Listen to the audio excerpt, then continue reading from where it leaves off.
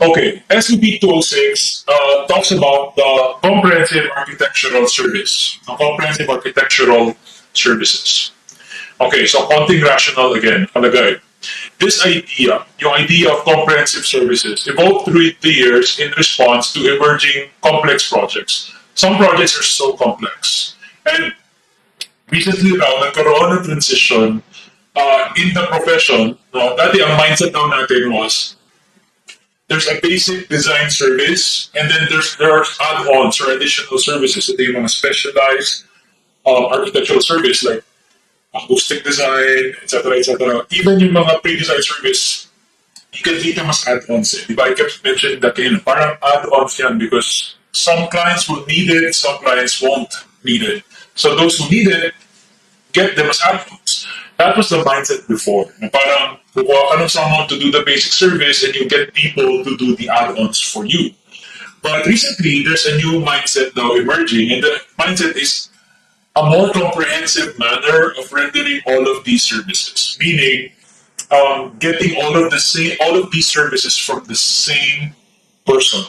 Getting one person to do all of these things. Why would you want one person doing all of these things?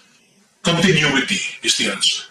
Okay, it's a good idea to have one person do everything because continuity. Okay, if the same person performs the feasibility study, which is a pre-design service, and then siya rin yung magagawa ng site utilization study, another pre-design service, and then siya rin yung kinuha mong regular design architect, regular design service, siya na rin yung acoustic, sa construction siya na rin yung CM, tapos siya na rin yung building manager.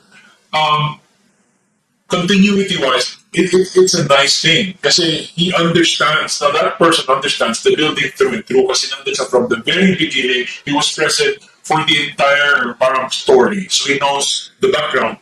Walang na-miss out. So honestly, maganda yun. No? The advantage of that is, I think, obvious to everyone why that's a good thing.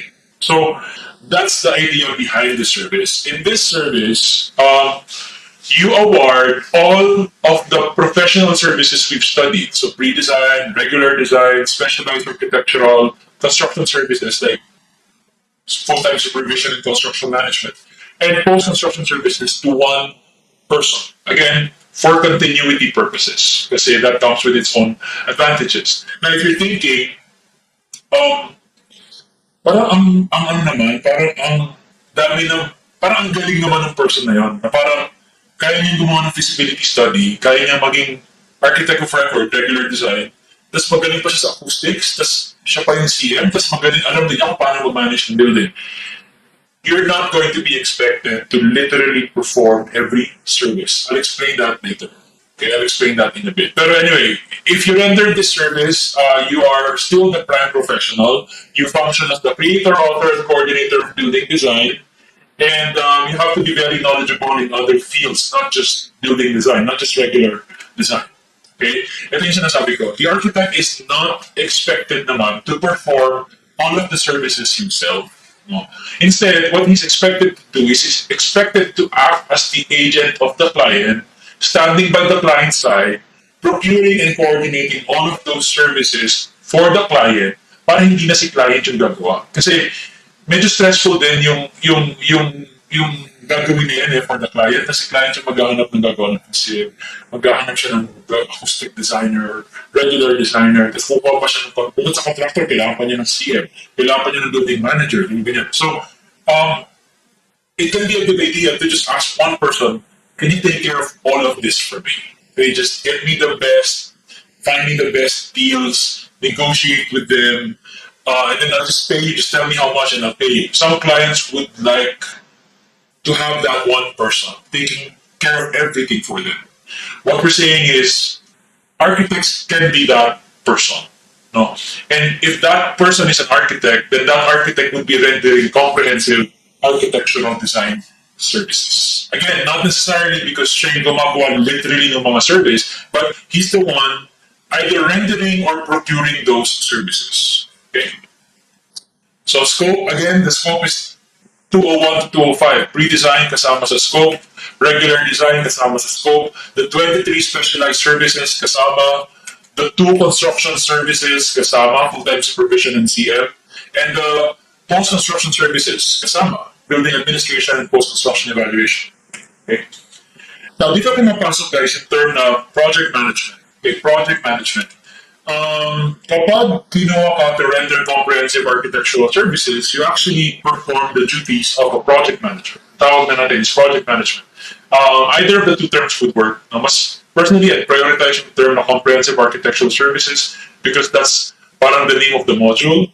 But the point is, you are a project manager when you are doing this. Now, that's the essential difference between a PM and a CM.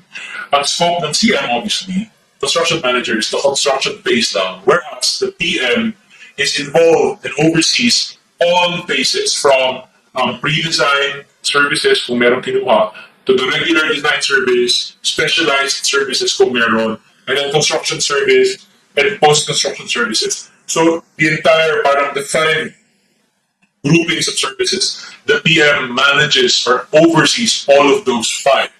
Kaya mas broad yung scope ng project management. Okay?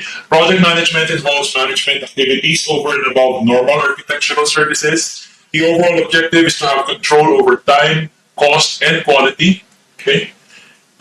Pero just because there's a PM doesn't mean that the designers are relieved of their duties. Kanya-kanya pa rin yan kung sino yung kinuha consultant for the pre-design service, for the regular design service. Kanya-kanyang liability yan. No? The PM just complements them, doesn't replace them.